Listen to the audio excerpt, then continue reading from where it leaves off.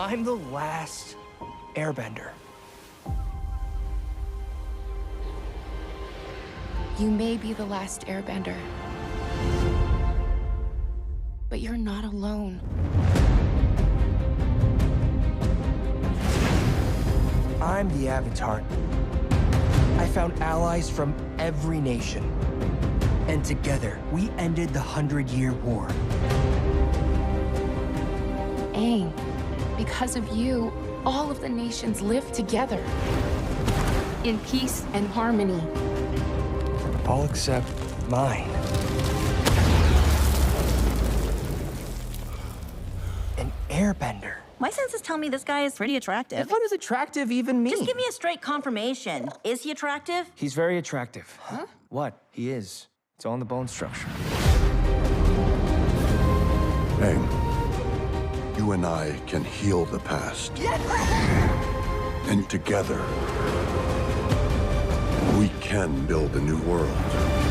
Welcome to Team Avatar. How many countless were killed in the 100 years waiting for his return? If we want anything to change, we need what the Benders have. Power.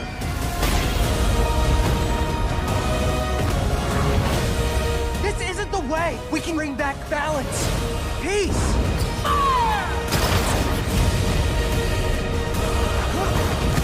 I promise you I'll fix it. We'll fix it.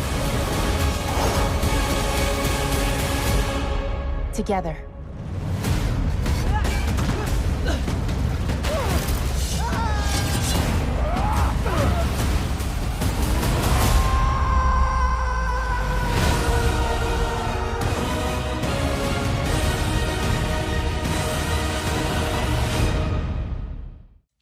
Welcome back, everyone. Team Avatar has returned. Paramount has finally released the official HD non-leaked version of the Avatar Aang Last Airbender movie trailer. So of course we'll break it all down. There's a bunch of Easter eggs, bunch of references to the classic series, even to Legend of Korra and the original comics too. Feels like old times because it has been over 10 years since I made videos about the Legend of Korra finale and the original animated Avatar series. Brian and Mike also issued statements mentioning a bunch of Comic-Con related announcements happening that weekend. They hyped up an unannounced Avatar project, which I think is going to be one of the new movies that were mentioned a couple years ago on the roadmap. This was like the original roadmap for how things were going to go before everything got delayed. They're working on multiple movies and multiple TV show projects. We know that the Seven Havens TV show is going to be like the next big one to actually release sometime later this year or early next year, depending on when they actually do release it. Now we're getting to expand the franchise in different directions all at once. Now we're talking about doing multiple projects at the same time, including feature films. So I will do separate videos about all that stuff as they release more material, more trailers for that other stuff. Their description of this new Aang movie is, Aang is the pacifist trickster, good-natured monk. We saw him rage out and make some mistakes in the original series, Avatar: The Last Airbender series, but here he has so much unresolved survivor's guilt and trauma from the genocide of the air nomads that it eventually pushes him in a direction that isn't quite good, and it makes him make some hasty choices that maybe aren't the best for his partner, Katara, his friends, the gang, Team Aang, and himself and the world. So Aang does go a little off the rails during this movie, and as you probably noticed, it's a completely new animation style. It's a combination of 2D hand-drawn animation and 3D computer animated environments. Both Studio Mir worked on it, people who worked on the animated Korra series, and Flying Bark, which is a new animation studio. They haven't said if all their future movies are going to be in this animation style, but the Avatar Seven Haven series is also animated by a completely separate group from these two, so it also looks a little bit different. So I think that they intend for all their Avatar projects, movies, and TV shows to look a little bit different from each other, but we'll see how that evolves. So starting at the beginning of the trailer, the events of the movie take place about 12 years after the end of Book 3. Aang is 25 during the series, so you can scale the ages of everybody else on Team Aang based on that. He and Katara have been married and living together as a couple in Republic City for a long time at this point. Republic City was created a while ago. It was created pretty soon after the end of Book 3. But in the movie, they're young enough that their children have not been born yet, so it's just the two of them living together in Republic City. The actual movie takes place after most of the current comics. The way they explain it, they wanted this movie story, like the lore, to be additive to what they've already done in the comics, so the movies won't just retell the events of the comics. But in the movie, Toph has already established her metal bending academy, and all the characters who are at the academy are characters in the metal bending book that they just released. So if you read that, there'll be some Easter eggs that you probably recognize. At the beginning of the footage, you see him flying away on Appa from the Southern Air Temple. He goes there looking for some wisdom and winds up finding the group of Denied, who are a group of non-benders in a villain group during the movie that are looking for a special staff called Sonam's staff, who's this lost airbending avatar from 5,000 years ago during the golden age of airbenders. So that's like the big new part of the lore that they introduce in the movie, is this lost avatar in the golden age of airbenders. Aang, you and I can heal the past. As you probably detected, that's Dave Bautista talking. He's playing Taga, another airbending character who was the chief disciple of Sonam 5,000 years ago.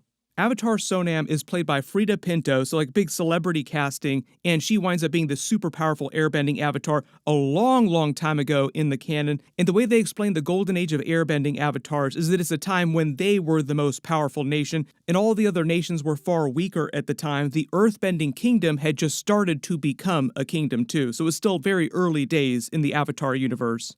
During the footage, you see them using Sonam's staff. It's incredibly powerful. It gives whoever wields it the ability to channel massive amounts of energy bending. Sonam creates the staff to replicate the abilities of the lion turtles 5,000 years ago. She winds up giving a ton of air nomads air bending, and their nation becomes super powerful. So the staff becomes the big MacGuffin of the movie, and both Aang and Taga want to find it so that they can use it to bring air nomads back because of the air nomad genocide. During the next scene, you see Appa flying to these islands here in this really calm place. This is the center, the eye of a place called the Immortal Storm, where Sonam hid the entrance to her temple so that only the Avatar would be able to reach it. We get our first voiceover from the new Aang. They recast most of the roles for the original Team Avatar and a lot of the other characters too. There are a couple minor people that do return from the original Avatar series that I'll point out in a second, but the really big new characters, and we hear most of them speak at least a little bit during the trailer. Aang is played by Eric Nam, Jessica Matten plays Katara, Zuko is played by Steven Yeun, who also voiced Avatar 1, so like he's already been in the Avatar universe, and he does Invincible right now. He does a lot of voiceover work, so it's very identifiable as Steven Yeun, like, oh, I recognize him. Not sure why Dante Bosco didn't come back, because he sounds the exact same that he sounded during the original Avatar series, but that's like a completely other matter. Toph is now played by Dion Kwan, Sokka is played by Roman Zaragoza. D. Bradley Baker comes back from the original series as the voice of Appa and Momo. Pretty easy get for them. Cabbage Man is now played by Ken Jeong. Cabbage Man does appear during the movie. And there's a brand new earthbending avatar that they introduced, played by Ke Huy Quan, called Avatar Xian. One of the really big ideas in deepening the lore in a huge way is going back 5,000 years with this Avatar Sonam, the lost avatar, but also other avatars that pop up along those 5,000 years. There's still like a lot of timeline that they have not explained yet that they can dig into in other future movies too. So many other brand new avatars that you've never heard about that they can just slot into the canon during periods that they haven't covered before. Avatar Roku also appears during the movie, but he's also voiced by a new person named Ken Yeong. We get a couple of shots around Republic City during the day and during the night. It's still relatively early days in the city, but like I said, it was created a while ago, so like it's existed for a little while at this point. This scene with Aang bending on top of the rock here is also from the new intro they do the movie, the Four Elements intro that they do for the original series and for The Legend of Korra. They do the same one for this, but updated with the new animation and the characters from the original series, like the older version of the gang. Earth. Fire. Aang basically recaps the events of the original series for people that didn't watch the original series. Like, this movie is meant to be for anybody that just walks in and sees the movie. You don't have to know what happened during the original series. This scene with animation with Sokka and Frontier of them younger is meant to be of the original series, but with the new style of animation, just recapping the events of the original series. Same thing with this scene of them facing the Fire Nation ships. We get a really quick shot at night of Aang and Katara's apartment that they're living in. Like I said, their kids have not been born yet, but they've been married for a little while. During the trailer where he says all the nations live in harmony except for mine, it's because the air nomads have not come back yet. They don't eventually come back until the events of Legend of Korra. Like, that's a really big part of that series. I did episode videos for all that, so I'll link those below down in the description. Hands up if you actually watched my original Korra videos when I was making them 10 plus years ago. It was a long time ago. What's happening here is that Aang winds up finding this new airbending avatar played by Dave Bautista trapped in a block of ice on top of a mountain from this earthbending avatar Zeon played by Ke Huy Quan and frees him. So it's meant to be a callback to the beginning of the original series where he was the boy trapped in ice found by Katara and Sokka. So there are a number of those big callbacks to the original series during different beats in the actual movie. He winds up freeing him, and then Taga tells him about what happened with Sonam's staff and how they can use it to bring airbenders back. So early in the movie, Aang becomes really hopped up on the idea that he might be able to revive airbending during his time. Like, oh, I might be able to bring them all back because he has all this guilt, thinking that it was his fault that they all died because he ran away. You also notice his airbending tattoos are way more complex and way different from Aang's and the other present-day airbenders during Legend of Korra. This is mostly to show what their culture was like 5,000 years ago and how it evolved over time and changed based on events. They all have a funny scene talking about how this new Taga character is super ripped and a bit of a thirst trap. Zuko complimenting how good he looks doesn't mean that he's bi. There was a lot of people wondering about this on Twitter. No, he's not bi, he's just acknowledging that he's a good-looking man. Speaking of which, during the movie, Zuko has been the Fire Lord since the end of Book 3, but he hasn't married Mai yet, and he hasn't had his daughter Azumi yet. Canonically, they haven't explained exactly who he got married to and who Azumi's mother is, but most of the fandom believes that it's going to be Mai at some point, so maybe they'll just save the events of him getting married to Mai for some other future movie. And to speak about Sokka, when the movie picks up, he's gone back to the Southern Water Tribe and become a leader down there. There's no mention of Suki during the movie or whether or not he eventually gets together with her. I think they're just also leaving that for the future too. Like, maybe we'll deal with that in some other future series or movie. Generally, the movie doesn't go too deep in what the other members of Team Avatar have been doing since the end of the comics and Book 3, just because so much of the movie is dedicated to Aang's storyline specifically. We'll fix it. Together. If you couldn't tell, this airship that they're on belongs to Zuko. It's like the Fire Lord's airship, the way they call it. We get a couple scenes of Taga teaching Aang new airbending techniques. He teaches him some lost techniques from 5,000 years ago when airbenders were way more powerful. It just makes sense that there be things that they did during that previous ancient time that would have been lost over the thousands of years. It's similar to what you see Zahir doing during the Legend of Korra series as a super powerful airbender being able to fly without needing a glider, but the way you see Taga doing it with Aang is that they're using the power of their two airbenders to fly through the sky. So one of the other cool things that they do in the movie is broaden Aang's understanding of how airbending works. He becomes a more powerful airbender in addition to becoming a more powerful avatar. We get a really quick shot of Sonam's temple in the past 5,000 years ago. This is Taga's character 5,000 years ago as her chief disciple. She's the one with the staff that's like really tiny up in frame here, standing in the middle of the temple. All these other people around Taga are other airbenders. We get a little bit of dialogue from this villain group that Aang meets at the beginning of the actual movie called the Denied, who are seeking Sonam's staff to give themselves bending because of all the tragedy and the trauma of the 100 Years' War. They want to come to power. A lot of the movie is dealing with the trauma from the 100 Years' War. We get a really quick shot of Aang inside the spirit realm in the center of Sonam's temple, taking her staff. So the idea is that the entrance to the temple is in the middle of this crazy storm that only the Avatar can reach, and the temple itself is guarded by 4 elements that the Avatar has to bend in order to get into the temple itself, which was pushed into the spirit realm. So like the actual staff is technically inside the spirit realm.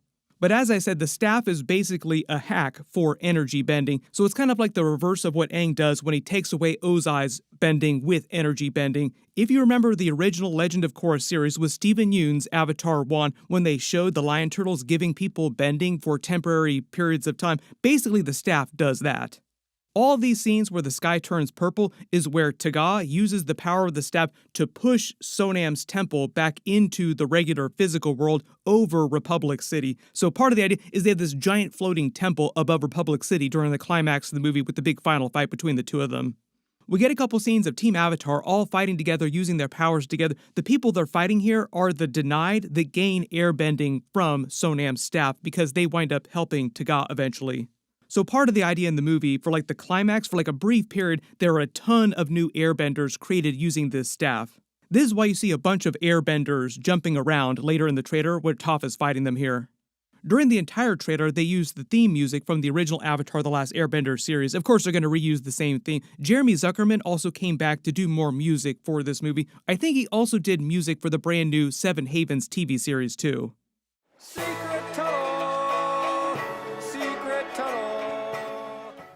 The other really big elephant in the room we have to address is the fact that they're dumping this on Paramount Plus instead of giving it a proper theatrical release. Originally, it was supposed to get one, but then Paramount got bought by Skydance, and Skydance told them to dump it on Paramount Plus. So if you want to be upset about why it's not getting a theatrical release, blame the Skydance people, who also just bought Warner Brothers, which is like a whole other thing going on right now.